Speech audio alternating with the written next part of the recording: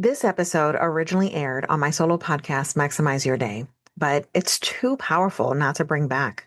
Now, as part of Married to the Hustle, the show I co host with my husband and business partner, Alex, we're expanding the conversation around mindset, boundaries, and what it really takes to thrive in life and business.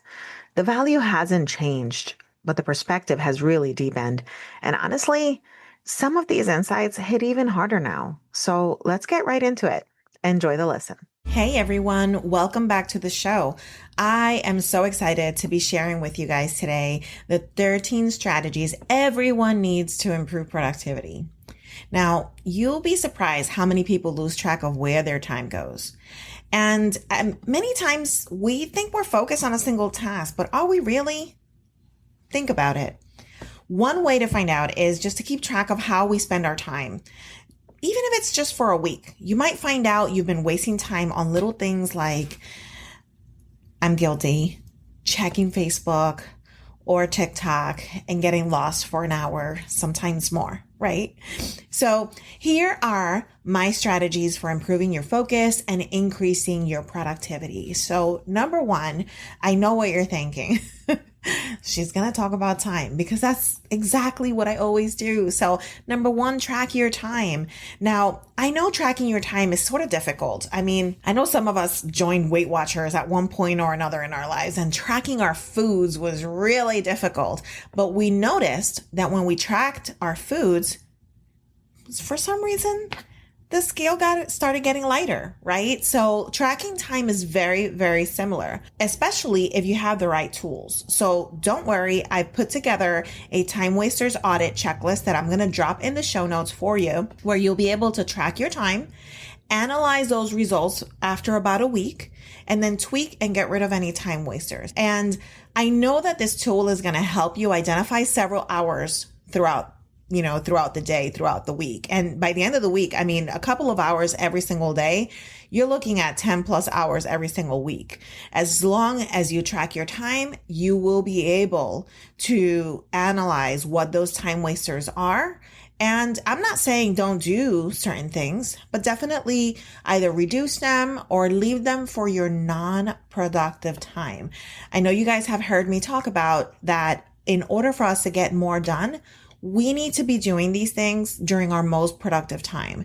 When we know that we're not in our most productive time, use that time for those time wasters. At that point, who cares, right? So there you go. Number one, track your time. Number two, plan your week. I know you guys have heard this before as well, that what doesn't get measured doesn't get done. And I tell people all the time, what's not on my calendar doesn't exist. So if it's not there, I didn't even know about it. At the end of your week or the beginning of your week, it depends on, again, your most productive state or what time you're setting aside to plan. Find a quiet spot in your home, in your office, at a desk, in the patio, whatever that looks and sounds like for you, and plan out your week's tasks. And these are the most important ones. There are non-negotiables, right? So write down those key projects and the tasks that are associated with them. And don't forget to add in family activities that you participate in as well. You'll be surprised how many times people forget to track. One of the most important things is meal prep and having dinner with their families. They just automatically assume that shouldn't be on their calendar, but it absolutely does, because it's a boundary that you're setting, and it's a routine that you're setting. You're basically telling yourself, your subconscious, that at this time, everything comes to a halt because it's family time and it's dinner prep time. If it's something different, perhaps, going to your kids' extracurricular activities, then those are some things that you're going to drop inside of your plan as well, whether you're using a planner or whether you're using your phone's calendar, either one, just plan out your week. Number three, prioritize your list. Now, break down your tasks from most important to least important, and then use a calendar to mark out blocks of uninterrupted time, anywhere from about 15 minutes to 60 minutes, based on the complexity of the task. So that will give you the time to work on each one.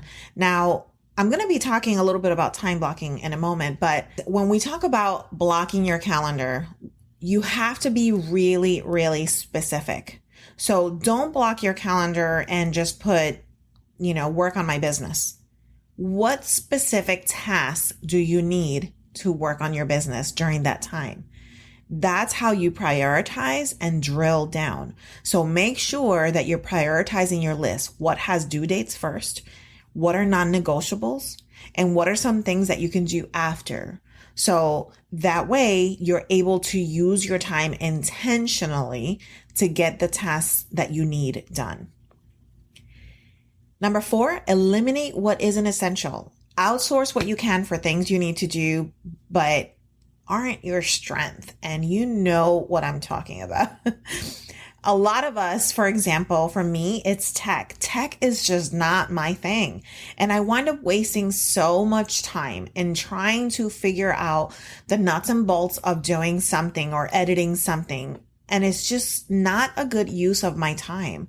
So outsource what you can, delegate what needs to be delegated, and this could be anything from mowing your lawn to hiring a virtual assistant to take care of your, social media or, dropping your laundry. I mean, there's so many different tasks that consume our time that we absolutely hate doing. And that's going to look different for everyone, but at the end of the day, you're eliminating what isn't essential for you to complete and delegating it out or outsourcing, whichever term you prefer best. Number 5, set your goals. And I don't know if you've heard of the book called 12-Week Year. It is an amazing book on goal setting and just crushing our goals. And one of the things that I find is that it takes you through a deep dive for a period of 12 weeks that it's almost flawless. There's almost like no possible way for you not to be able to complete what you said you were going to complete. So break down your goals from big goals to small goals, short-term goals to long-term goals. And if you break them into weekly or even daily goals, that makes it easier for you to focus on. So set proper goals. If you need some support on that, definitely check out the 12-week year and you'll be able to learn how to drill down for periods of 12 weeks at a time. Number 6, my favorite, time blocking. Set aside a specific time of each day to check emails or answering the phones or answering social media.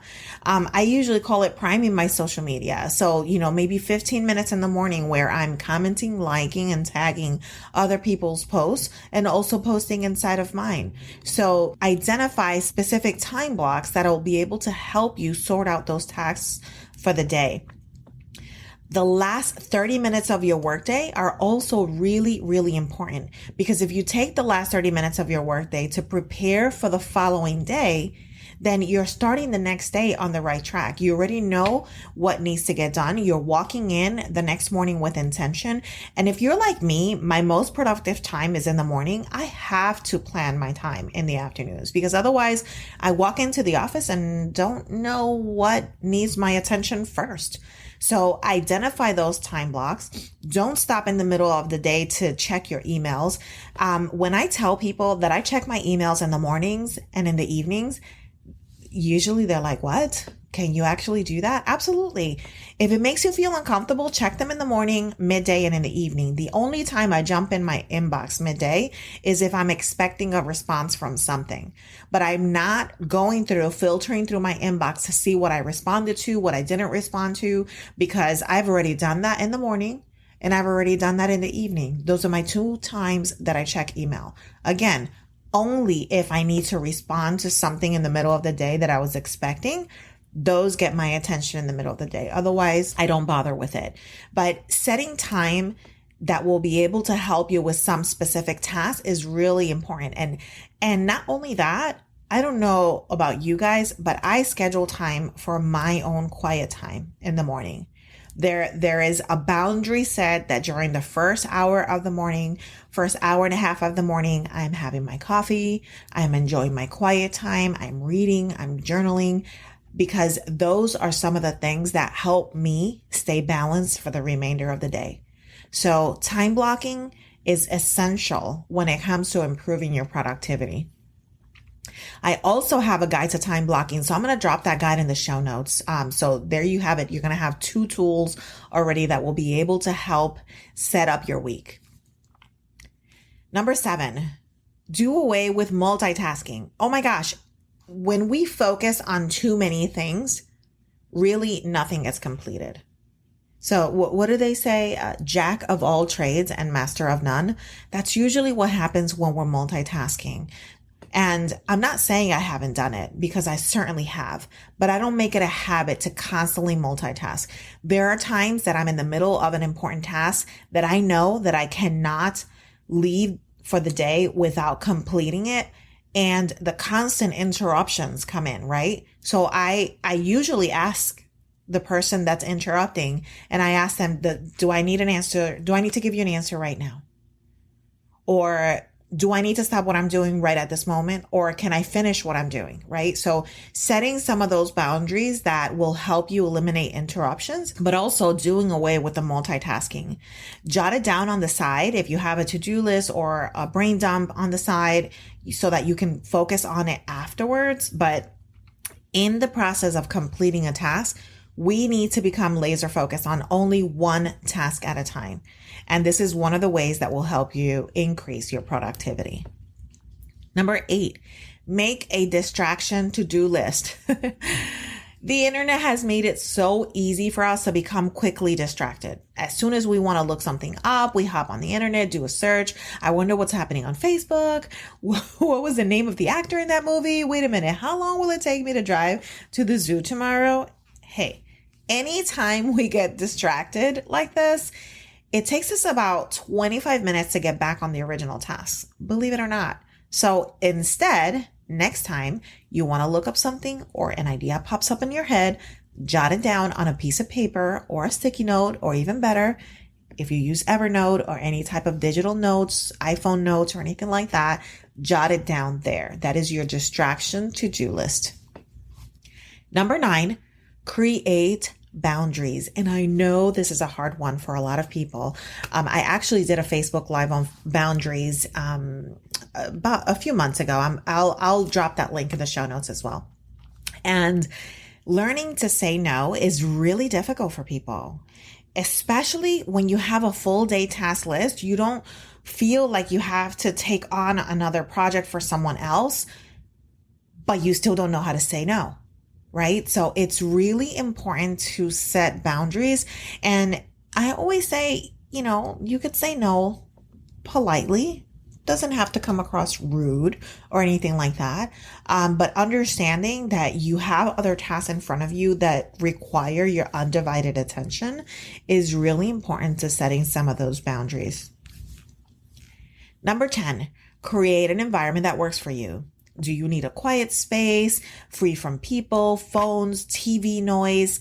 Well, where is your office set up? Is it in a bedroom? Or do you not have an office? Can you sit at the patio?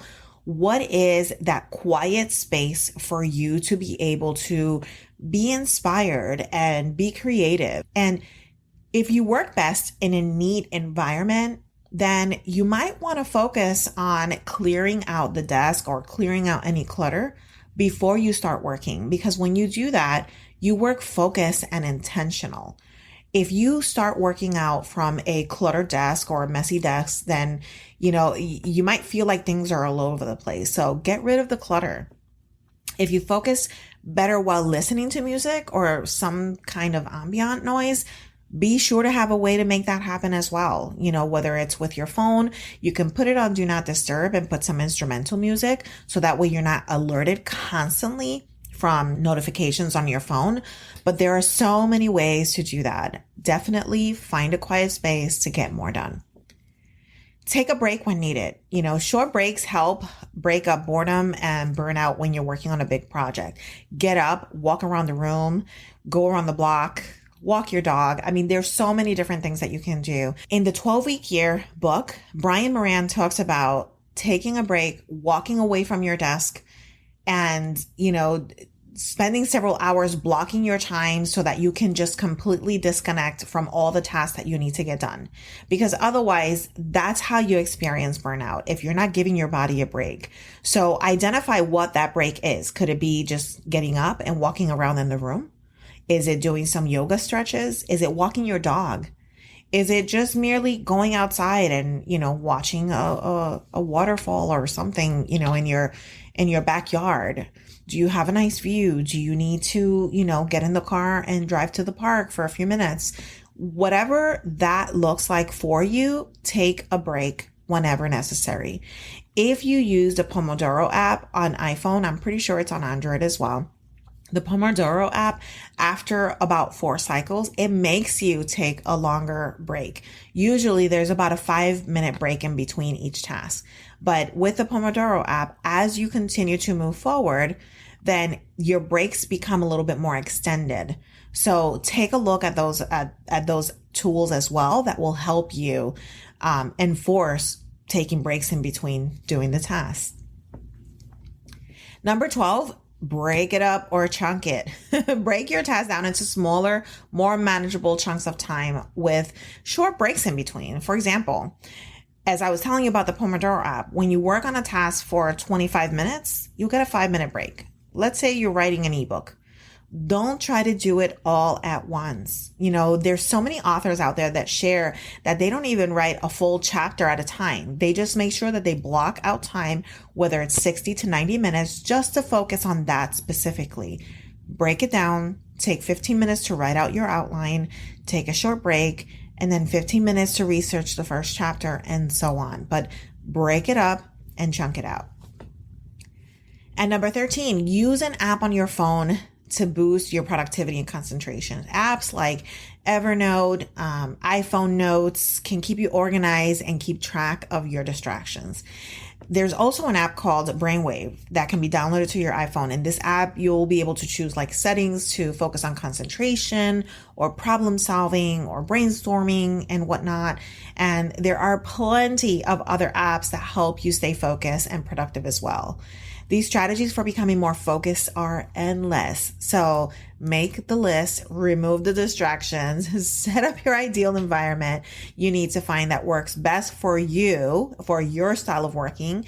And if it is a productivity app, then use that as well. So there you have it.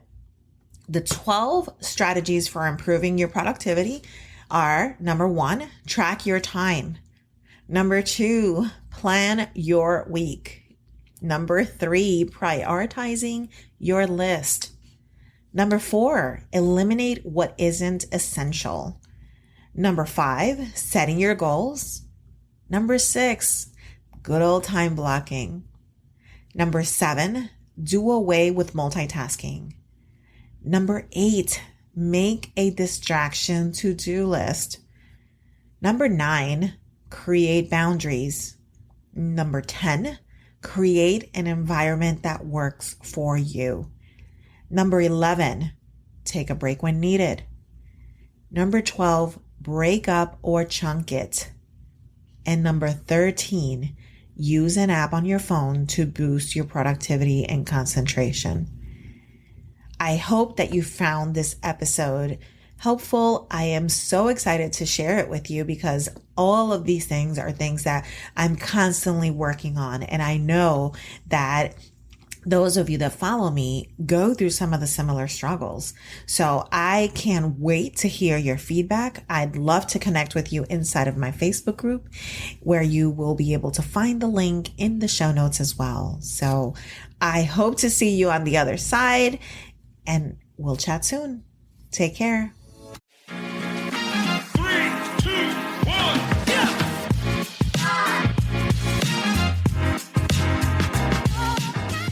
That wraps up another episode of Married to the Hustle. We hope you enjoyed today's show and found some inspiration and practical tips to apply to your own business journey. We love hearing from you, our amazing listeners.